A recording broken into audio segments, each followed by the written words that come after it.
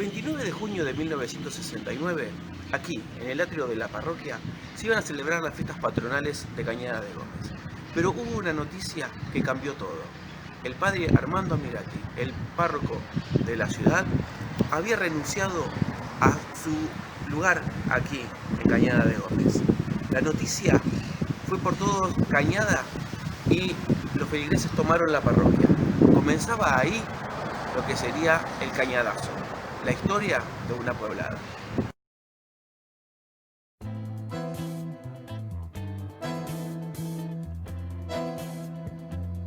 En 1969 gobernaba Argentina una dictadura que había iniciado en 1966. El presidente era Juan Carlos Onganía. Este gobierno se caracterizó por la falta de libertad y la persecución a los disidentes. El ejemplo más nítido es la llamada Noche de los Bastones Largos.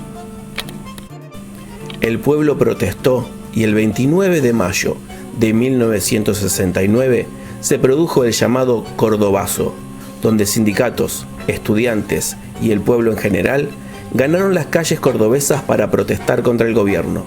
El Cordobazo debilitó la gestión de Onganía y un año después tuvo que renunciar. Hubo también cambios en la Iglesia Católica. Se produce el Concilio Vaticano II, que es impulsado por el Papa Juan XXIII, que quiere abrir la Iglesia conservadora a otros sectores y acercarla a los más fieles. En América Latina aparece la teoría de la liberación, que es una corriente teológica cristiana que se caracteriza por considerar que el Evangelio exige la opción preferencial por los pobres. Cañada de Gómez no era una isla alejada de lo que pasaba en el mundo y del cambio que se pretendía hacer. El padre Armando Amirati era un gran entusiasta en aplicar las ideas del concilio en la vida diaria y no dejarlas en un documento papal. Ese fue el desencadenante del problema, ya que la figura de Amirati sobresalía por entre los demás sacerdotes jóvenes y tenía peso propio. Había llegado a Cañada en marzo del 62 para reemplazar a Monseñor Guillermo Martín. El conflicto en sí comienza a generarse mucho antes de los sucesos conocidos. Los sacerdotes identificados con el concilio le mandan al obispo una carta donde le plantean la necesidad de hacer una tarea evangélica con estos lineamientos. Este, que hacía mucho tiempo no llamaba a una reunión de presbiterio, los convoca, pero les reprocha la carta que le habían mandado, y en vez de decir no estoy de acuerdo con ustedes o fundamentar otra postura, lo toma como un enfrentamiento. El conflicto ya se había iniciado y se iba agravando, sobre todo cuando los laicos fueron enterados de los sucesos y comenzaron las reuniones en Rosario. Sin embargo, para los 30 presbíteros dimitentes, solo restaba esperar a que se les fuera aceptada la renuncia y tener otro lugar de destino. No se esperaba la reacción posterior. No se sabía que había un grupo de gente que no estaba dispuesta a que se les apartara de sus sacerdotes. Algo grande se estaba gestando, pero nadie se imaginaba que iba a tener tanta repercusión. Luego de la toma de la parroquia, este lugar, el atrio de la parroquia, comenzó a llenarse de gente. También había gente en la Plaza San Martín, en calle Lavalle, y fue emblemático que en la puerta de nuestra parroquia estaba llena de carteles apoyando al padre Armando. Comenzaba así la gente a movilizarse y a defender lo que creía justo. Según se recuerda, el domingo 29 de junio de 1969 hacía mucho frío, y como todos los años se iba a realizar la tradicional procesión de San Pedro. El padre Armando Amirati tenía decidido ese día anunciar su alejamiento de la parroquia, mientras la feligresía preparaba los kioscos para juntar dinero para Cáritas. Amirati llamó por teléfono a Olga Steiner y le dijo: por favor, avise que vamos a suspender todo lo que sea kiosco y demás. Después le voy a explicar. La procesión se realizó normalmente, y cuando esta terminó, el padre dijo que ese día había recibido la aceptación de su renuncia y que debía despedirse. Entre la gente que no estaba enterada de las diferencias que había con el obispo, eso cayó muy mal. Las mujeres mayores lloraban y las palabras del padre llegaron seguramente a sus corazones y a los de muchas otras personas. Se decidió sacarle el Santísimo y convocar a una asamblea popular ahí mismo. Como primera medida, propusieron que la gente firmara una nota de adhesión. En esa asamblea dentro de la parroquia, en la parte del altar, había sindicalistas que no frecuentaban mucho ese lugar y que plantearon tomar el templo.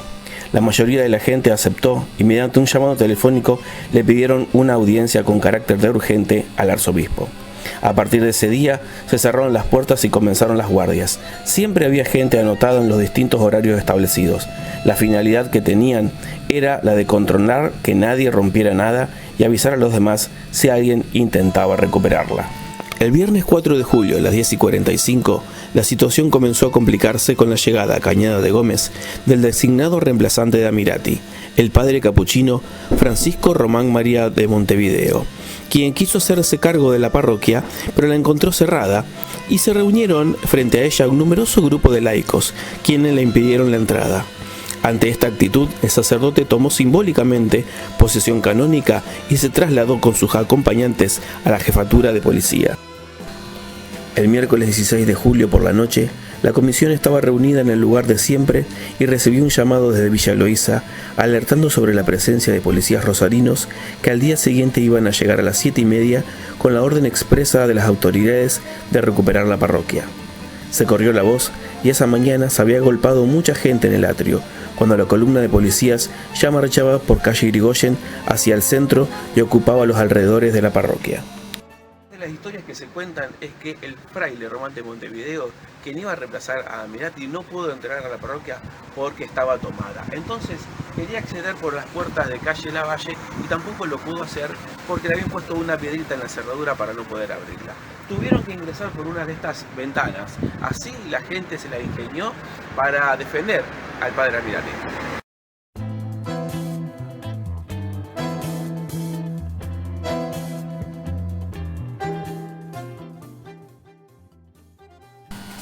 A las 10:20 arribó al lugar Fray Román de Montevideo, acompañado por algunos civiles y autoridades policiales, quienes fueron recibidos con expresiones hostiles e insultos por parte de la gente agolpada allí, y la policía comenzó a inquietarse, intentando disuadir a los manifestantes para que se movilizaran hacia la Plaza San Martín, arrojando granadas de gases lacrimógenos, a pesar de que en ella y sus calles adyacentes había muchas mujeres y hombres de edad a quienes los policías atacaron sin piedad.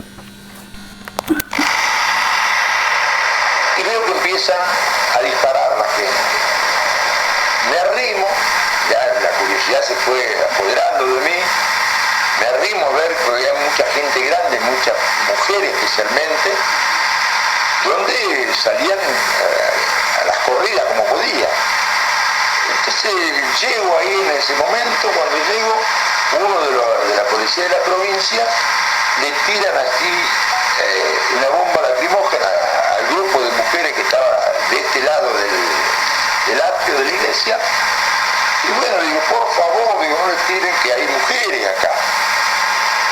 No hago tiempo de decir así, me tiran otra bomba justo donde estaba yo. Entonces le digo, ojalá te revienten la mano, digo, que es lo poco que merecé, le dije así, pero y no hice tiempo de decir así, me levantaron los dos brazos, me pasaron por delante de la iglesia, me llevaron detenido hasta la primera. Esa es toda, digamos, la intervención policial que pudo haber acaecido, o sea, ellos venían con la finalidad de provocar para que la gente reaccionara y ellos justificaran venir a Cañada, que no justificaba haber venido a Cañada. Y debo mencionar un hecho muy importante para mí, porque yo pude haber sido unos tantos presos y después castigados como fueron en la jefatura. En aquel entonces había un local de repuesto de Moretti y Medina, donde había una cafetería bailable, y ellos me abrieron la puerta y me dejaron entrar. Y a raíz de eso me zafé de un policía que venía con una cachiporra en mano para darme una en la cabeza. La policía de hecho, que esa mañana empieza a tirar gases lacrimógenos, que acá ni sabíamos lo que era un gas lacrimógeno. Yo recuerdo haberme replegado hacia la plaza y el viento era norte y se iba todo el humo para allá. Bueno, ahí fue un forcejeo de algunos hombres que le decían a la policía, déjenos que nosotros, bueno, y metieron detenido entre otros a Charlie Ochi, al papá de la chica López Jordán, desaparecido, bueno, y que después hubo que ir a sacarlo, ¿no es cierto? Y a la tarde, lo que pasó en el centro, eran los jóvenes estudiantes, que bueno, en ese momento en Rosario estaba toda la juventud universitaria, había participado el Rosariazo, entonces ya había un enfrentamiento con la policía cuando reprimían. Entonces fueron, viste, al centro y la policía lo salió reprimiendo, tirándole con balas de verdad. ¿Cómo tomó usted los desgraciados hechos de violencia que se produjeron? Bueno, eso fue una barbaridad, porque cuando el sacerdote que venía a ocupar el lugar de párroco iba a ser recibido, no había ningún problema, pero cuando vino con la policía, ya la gente reaccionó mal, y hubo heridos. Sí. Eso fue una barbaridad, un antitestimonio, porque cómo va a venir con la policía y cómo van a usar la violencia, ¿no? Usted a raíz de eso se quedó unos cuantos años más en Cañada de Gómez. A raíz de eso, para no dejar a la gente, ¿no? Estaba desamparada, porque no solamente desamparada, sino desorientada por esa actitud de aquel tiempo.